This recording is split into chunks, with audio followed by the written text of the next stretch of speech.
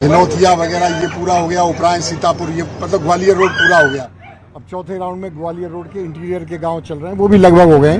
बानौली, डोंगरपुर, गढ़ी, पहाड़ी, कुम्हेड़ी, इधर सेवड़ा रोड पर कुम्हेड़ी वगैरह भी हो गया है, और रेड़ा और बहादुरपुर हो गया। सर ये क्या लग रहा लीड है आपकी कम है, अभी 33 वोट की लीड है 3 राउंड के बाद, इसके लिए सर किसे जिम्मेदार? क्योंकि आपने तो कहा था कि हम शुरू से बहुत ज्यादा वोटों से लीड करेंगे, तो ये जिम्मेदार कौन है सर? भीतर घाती पार्टी के लोग? नहीं, अभी आप देखते जाइए, लीड तो अच्छी मिलेगी। टोटल में 12 से 15 हजार के बीच में जीतूंगा। हालांकि वो भी जो उम्मीद थी उससे थोड़ा कम रहेगा। कला से आपको उतनी लीड नहीं मिली है, नहीं मिली। तो क्या आप भारती जी को जिम्मेदार? देखिए मैं बताऊं, अब मुझे इस बीच में 18 साल का तो मालूम नहीं है। पहले मैं 3 बार चुनाव लड़ा दतिया से, हमेशा पहला राउंड खराब रहता था। गोरा, खोटरा, पचोकड़ा, बड़ौनकला, ट्रेडिशनली कांग्रेस कमजोर रही है। अब इस बीच में क्या हुआ ये मुझे मालूम नहीं, तो वो स्थिति लग रहा है भारती जी ने कुछ मतलब जो किया है उससे फर्क पड़ रहा है। देखिए वो कांग्रेस के वही सर्वे सर्वा थे पिछले कई साल से। और क्या कार्यकर्ता सब उनसे जुड़े थे, सब वही करते थे, विपक्ष की भूमिका वही निभा रहे थे। तो इसलिए उनके भितरघात करने से नुकसान तो हुआ है, लेकिन इतना ज्यादा नहीं हुआ कि मैं हार जाऊं। थोड़ी लीड कम हो जाएगी वैसे इतना। लगभग अब क्या लग रहा है? अब वो पार्टी का निर्णय है। देखिए इस चुनाव में नहीं, मैंने शिकायत की थी, उसका बहुत महत्व नहीं है। महत्व इस बात का था कि पूरी पार्टी यहाँ थी। प्रदेश अध्यक्ष खुद कम से कम 50 गाँवों में गए, मीटिंगें ली, जनसंपर्क किया, बाजार में घूमे, व्यक्तिगत लोगों के पास गए। हमारे प्रभारी हरीश चौधरी थे, 2 सह प्रभारी संजना जाटव जी और रणविजय सिंह जी वो यहाँ थे। कई मंत्री, पूर्व मंत्री, पीसीसी के पदाधिकारी तमाम थे, तो किसी से कुछ छुपा नहीं था। वो घर घर गांव गांव गए, उनने जो रिपोर्ट दी उसका महत्व है, इसलिए वो सस्पेंड।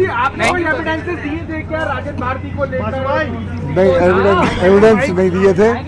इतना जल्दी इलेक्शन में टाइम नहीं रहता। मैंने तो छोटा सा 2 लाइन का लेटर लिखा था कि ये विरोध कर रहे हैं, अपने कार्यकर्ताओं से कह रहे हैं कि भाजपा को वोट दी। क्या लग रहा है? अब सस्पेंशन हुआ है, हो सकता है कोई जांच कमेटी बने, जांच कमेटी आएगी तो एविडेंस भी आएगी। श्योर जीत रहा हूँ 12,000 से 15,000। क्या कांग्रेस के और भी नेताओं ने भितरघात किया है? छोड़ दो। तो ये आप सुन रहे थे कांग्रेस पार्टी के कैंडिडेट को, कुंवर घनश्याम सिंह, जो इस बार 12 से 15 हजार की लीड के साथ जीत का दावा कर रहे हैं। और इस जीत के दावे को हकीकत में बदलने में थोड़ा समय अभी लग सकता है, और दावे के बाद हकीकत क्या होगी ये तो आने वाले वक्त में स्पष्ट होगा। बात की हमने कांग्रेस प्रत्याशी से वो मीडिया को यहाँ पर ब्रीफिंग दे रहे थे घनश्याम सिंह ने, और एक बार फिर जिस तरह से दतिया में उपचुनाव हुआ और जो कांग्रेस पार्टी के नेताओं के बीच चर्चा चली, और जिस वजह से घनश्याम सिंह ने आरोप लगाया राजेंद्र भारती पर, उन सभी विषयों पर वो खुलकर बोले। उन्होंने कहा कि वे अपने ही कार्यकर्ताओं को भड़का रहे थे, बरगला रहे थे। हालांकि जांच की बात उन्होंने जरूर कही, हालांकि जब पार्टी से एक व्यक्ति को निकाल दिया गया है तब उसके बाद क्या जांच होगी, या जांच होगी भी या नहीं होगी। तो अभी बीजेपी की उस खींचतान की हम बात कर रहे थे। शिल्पी अग्रवाल जी, अब आपके पास आ जाते हैं। दोनों ही तरफ वही स्थिति नजर आ रही है। जनता किसे चुने और किसे नहीं चुने वो तय करने के लिए वो मुद्दों पर कोई बात ही नहीं हो पा रही है। शिल्पी अग्रवाल जी हमारे साथ जुड़े। शिल्पी जी, मैं आपसे इस बारे में पूछूंगा कि देखिए अभी कुंवर घनश्याम सिंह लीड बनाए हुए हैं, वो ये कह रहे हैं कि 12 से 15 हजार की लीड के साथ मैं जीतूंगा, और शुरुआत का जो राउंड है वो कांग्रेस के पक्ष में नहीं जाता है, ये उनके लिए शुभ साबित होता है। तो ये शुभ संकेत तो मिल गए हैं, अब तक परिणाम का इंतजार रहेगा। देखिए, मतगणना के दिन प्रत्याशी के जो हाव भाव होते हैं वो बहुत सारी बातों का बखान करता है, और घनश्याम सिंह जी के चेहरे पर जो आत्मविश्वास दिखाई दे रहा है वो कहीं ना कहीं पार्टी के कार्यकर्ताओं की मेहनत है, वरिष्ठ नेताओं का पार्टी के प्रति किया गया चुनाव कैंपेनिंग, और हमारी पार्टी की एकजुटता है। और हम पूर्ण रूप से आश्वान्वित हैं कि 2023 का जो इतिहास है हम उसको दोहराने की ओर अग्रसर हैं। बहुत जल्दी परिणाम सबके सामने होंगे। जहां तक आपने पार्टी अनुशासन की बात करी, तो देखिए इस बार हमने इस चुनाव को पूर्ण एकजुटता और अनुशासन के साथ लड़ा। अगर अवधेश नायक जी हमारे मंच तक नहीं पहुंचे तो समूची कांग्रेस उनके द्वार तक पहुंची। पूर्व मुख्यमंत्री रहे दिग्विजय सिंह जी ने सार्वजनिक मंच से उनसे क्षमा याचना करी। जहां तक बात है आदरणीय राजेंद्र भारती जी की, तो अंतिम क्षणों तक पार्टी ने राजेंद्र भारती जी का साथ नहीं छोड़ा, जब तक कोर्ट ने निर्णय नहीं दिया। और हमने अपनी आखिरी उम्मीद जब तक नहीं खोई तब तक हमने अपना कोई उम्मीदवार दतिया चुनाव के अंदर घोषित भी नहीं किया। हाँ, इस बात को हम जरूर स्वीकारते हैं कि मतगणना मैं माफी के साथ शिल्पी जी बीच में टोक रहा हूं आपको। अगर कोर्ट के फैसले के बाद आप ये कार्रवाई करते जो कल रात हुई, तो मुझे लगता है कि फिर आप इतना प्रचार करने की भी जरूरत नहीं पड़ती, शायद कांग्रेस पार्टी पहले ही साइकोलॉजिकली चुनाव जीत चुकी होती। नहीं, हमारे यहाँ पर अन्यथा तो कोई कार्रवाइयां नहीं होती हैं। जब घनश्याम सिंह जी और राजेंद्र भारती जी ने पब्लिक डोमेन के अंदर और पार्टी फोरम पर अनुशासनहीनता को लेकर बातें और तथ्य के साथ रखी और पार्टी फोरम में जब बातें आई तब कांग्रेस को जो उचित लगा वो कार्रवाई हमने आदरणीय राजेंद्र भारती जी पर करी, लेकिन हमने उनके सम्मान से कभी कहीं कोई समझौता नहीं किया। वो आज भी हमारे लिए बहुत ही सम्मानित नेता है, हमारे पूर्व विधायक हैं। लेकिन अगर अनुशासनहीनता होगी, क्योंकि आप ही अभी थोड़ी देर पहले वक्तव्य में कह रहे थे कि कांग्रेस को जो रायता है उसको समेटने में बहुत समय लग जाता है, तो इस बार आपने देखा कि जैसे ही पार्टी के सामने कोई बात आई तो हमने तुरंत उसके ऊपर कार्रवाई कर दी। तो हमने कोई अविलंब कार्रवाई नहीं करी। दूसरी बात, कार्रवाई में समय नहीं लगा, यहाँ बात सामने आने में समय लग गया। शिंपी जी, हमारे साथ हिना तिवारी जी जुड़ी हुई है, मैं आऊंगा आपके पास। निश्चित मैं आ रहा हूं मैडम, जब बात सामने आएगी तभी कार्रवाई। अभी हम लंबी बातचीत करेंगे एक पॉइंट पर, चूंकि ये देखिए उपचुनाव है, ऐसा तो नहीं है कि बहुत सारी सीटें कवर करनी है, एक ही सीट कवर करनी है। और इस एक ही सीट ने इतनी गहमा गहमी मचा दी कि पूरे प्रदेश में हिना तिवारी जी इतनी चर्चा दतिया उपचुनाव की कि राष्ट्रीय स्तर की मीडिया को भी इसे कवर करना पड़ रहा है और दतिया को लेकर के फोकस है। नरोत्तम मिश्रा जैसा चेहरा, इधर कुंवर घनश्याम सिंह जैसा चेहरा जो 2 बार विधायक रह चुके हैं, एक कैबिनेट में मंत्री रह चुके हैं, और फिर तमाम तरह की चर्चाओं के बीच आखिरकार अब वोटों की गिनती हो रही है। कुछ 12-13 राउंड लगभग मुझे लग रहा है और काउंटिंग होनी है, उसके बाद 1 बजे तक बिल्कुल स्थिति स्पष्ट हो जाएगी। लेकिन हिना जी, एक बात मैं आपसे जानना चाहूंगा कि कितने चुनाव तो आपने भी देखे होंगे, इतनी चर्चा दतिया उपचुनाव की क्यों हो रही है? कुछ 2-3 पॉइंट्स आप बताइए कि ये इस वजह से हुआ, जो आपके अनुभव से आपको लगता हो। नरोत्तम मिश्रा जी का नाम, क्योंकि बहुत बड़े स्तर पर उन्होंने भारतीय जनता पार्टी को रिप्रेजेंट किया है। उसके बाद मैदान में उतारा कांग्रेस पार्टी ने घनश्याम सिंह जी को, जिनका ऑटोमेटिकली कांग्रेस में एक दबदबा रहा है। उसके बाद आते हैं दामोदर यादव की बात करते हैं तो वो दतिया क्षेत्र में, स्थानीय क्षेत्र में बहुत अच्छी पकड़ रखते हैं। अब ऐसे स्थिति में जब कांग्रेस और बीजेपी आपस में लड़ रहे हैं, वहां तक ठीक है, भीतर घात चल रहा है, वहां तक ठीक है।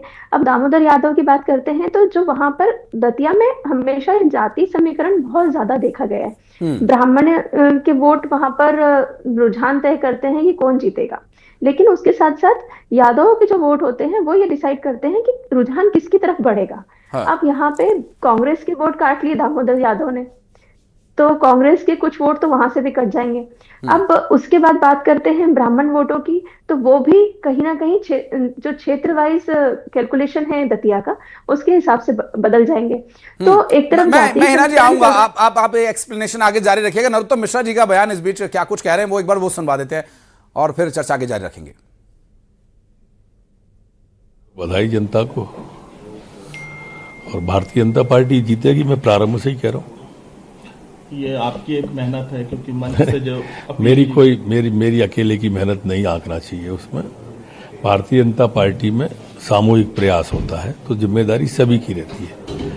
माननीय मुख्यमंत्री जी ने मेहनत की, प्रदेश अध्यक्ष जी ने मेहनत की, सबने मेहनत की है, सभी कार्यकर्ता लगे रहे। अभी तो लगातार जीती रही। कितने वोटों से नहीं, अभी आंकलन नहीं, थोड़ी सा रुकिए, इतनी जल्दी भी क्या है। वो पहले भी निष्कासित हो चुके हैं। वो कांग्रेस देर से आई है। भ्रष्टाचार जिस व्यक्ति ने किया, जो न्यायालय से सिद्ध हो गया, तिहाड़ जेल चला गया, जो कई पार्टियों में रह चुका, वो आधा दर्जन से ज्यादा पार्टियों में रह चुके हैं, 4 पार्टियों से तो चुनाव ही लड़ चुके हैं, तो इसलिए उनके लिए ये कोई नई बात थोड़ी। घनश्याम सिंह ये सारी बात बोल चुके हैं, उन्हीं की बात दोहरा रहा हूं। इस बीच दतिया से एक बड़ी खबर, और ये उपचुनाव की अब तक की सबसे बड़ी खबर कही जा सकती है। बीजेपी और कांग्रेस के बीच सीधी और कांटे की टक्कर है। चौथे राउंड की गिनती में कांग्रेस अभी आगे चल रही है।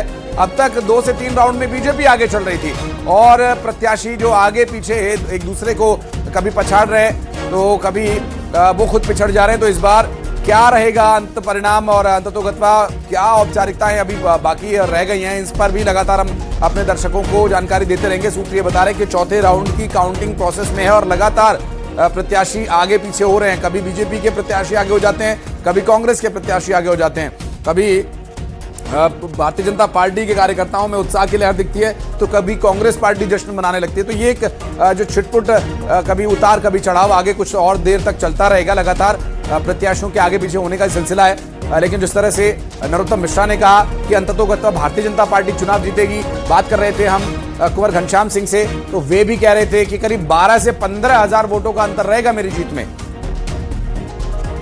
बातचीत का सिलसिला आगे बढ़ाते हैं। हिना तिवारी जी हमारे साथ जुड़े हुए। हिना जी, आप बता रहे थे कि जिस तरह से ये चुनाव हुआ और कांग्रेस पार्टी, बीजेपी, क्या वो कारण आप गिन रही थी, क्या वो बता रही थी कि किस वजह से दतिया का उपचुनाव इतना चर्चा में रहा? एक तो जाति समीकरण जो वहां पर चलते हैं वो बहुत मायने रखते हैं।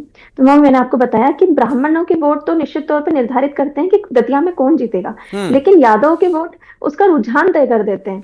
अब दामोदर यादव निश्चित तौर पर यादवों के वोट ले जाएंगे तो उसका सीधा सीधा असर कांग्रेस पार्टी पे दिखने वाला है। अभी कांग्रेस पार्टी चौथे राउंड में आगे चल रही है, तो पांचवें में भी निश्चित तौर पर संभव है कि वो आगे चले, क्योंकि वो क्षेत्र कांग्रेस का है, वहां उस क्षेत्र को कांग्रेस का गढ़ माना जाता है, तो वहां से भी उसे बढ़त मिल सकती है। लेकिन जब आगे जाके ग्रामीण क्षेत्र में हम जाएंगे तो दामोदर यादव बढ़त हासिल कर सकते हैं, लेकिन उसके बाद जब शहरी क्षेत्र के जो कुछ हिस्से राउंड बाकी हैं वहां पर वापस बीजेपी आगे आएगी, तो यह मुकाबला निश्चित तौर पर अंत तक काफी रोचक बना रहेगा। लेकिन इसके साथ साथ एक सबसे बड़ा फैक्टर यह है कि इस बार 71.44% वोटिंग हुई है, और जब भी 70 से ऊपर वोटिंग होती है तो दतिया का ये नियम रहा है कि यहाँ पे उस समय बीजेपी जीतती है। इतिहास के कुछ पन्नों को जो आपने पलटा है ना जी, हम उस पर भी बात करेंगे, लेकिन अभी आप तीनों को फ्रेम में देख करके मेरे मन में एक प्रश्न आ रहा है, तो मैं उसे मन में नहीं रखना चाह रहा, मैं चाह रहा हूं कि आप लोगों के सामने रख दूं। हमारी तीन इतनी सम्मानित बहनें यहाँ पर मौजूद हैं, दो पॉलिटिकली एक्टिव हैं, एक सोशली एक्टिव हैं, जर्नलिज्म के इतने बड़े नाम होने के बाद यार दतिया में महिला उम्मीदवार किसी ने नहीं उतारा, और ये देख करके थोड़ा हतप्रभ में हूं कि पैनल में तीनों हमारी सम्मानित बहनें बैठी हुई हैं, लेकिन वोट चुनाव के दौरान कहीं ना बीजेपी को याद आई महिला उम्मीदवार की, ना फिर कांग्रेस पार्टी को। मंत्री जी आप बताइए, आप शुरू कीजिए। आप तो बहुत अनुशासित पार्टी है, महिला सशक्तिकरण की बात भारतीय जनता पार्टी करती है, हालांकि एक सीट पर उतना डीप इसमें चर्चा नहीं हो सकती, लेकिन फिर भी मन में भाव आए तो मैं आपके सामने रख रहा हूं ये बात।